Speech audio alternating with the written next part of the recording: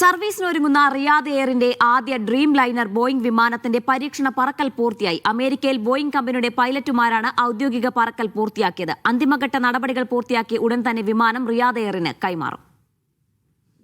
Riyadh എയർലൈൻസിന്റെ ആദ്യ Boeing 787 dream liner വിമാനങ്ങളാണ് പരീക്ഷണ പറക്കൽ പൂർത്തിയാക്കിയത്. B1 പരീക്ഷണ പറക്കലിന് നേതൃത്വം നൽകിയത് ബോയിംഗ് കമ്പനിയുടെ പൈലറ്റുമാരാണ്. വിജയകരമായിരുന്നു പരീക്ഷണം. സൗത്ത് കരോലിനയിലെ ചാൾസ്റ്റണിലുള്ള ബോയിംഗ് കേന്ദ്രത്തിൽ നിന്നാണ് വിമാനം പറന്നുയർന്നത്. സ്റ്റാൻഡേർഡ് സർട്ടിഫിക്കേഷൻ പ്രക്രിയയുടെ ഭാഗമായിരുന്നു പരീക്ഷണ പറക്കൽ. വിമാനത്തിന്റെ പ്രകടനം, സുരക്ഷ, മറ്റു സംവിധാനങ്ങൾ തുടങ്ങിയവ പരീക്ഷിക്കുകയായിരുന്നു ലക്ഷ്യം. ആദ്യഘട്ട പരീക്ഷണ പറക്കലാണ് പൂർത്തിയാക്കിയത്. വിമാനം കൈമാറുന്നതിനു മുൻപ് റിയാദ് എയറിന്റെ സ്വന്തം പൈലറ്റുമാർ പരീക്ഷണ പറക്കൽ നടത്തും. ഇതിനുശേഷമായിരിക്കും റെഗുലേറ്ററി അംഗീകാരങ്ങൾ നൽകുക. പിന്നീടായിരിക്കും കൈമാറ്റം. ഈ മാസം അവസാനത്തോടെയായിരിക്കും റിയാദ് എയർ സേവനം നൽകി തുടങ്ങുക.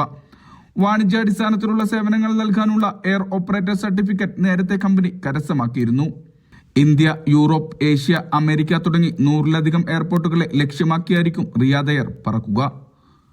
Vishal Cherpulassery, media 1, Riyadh.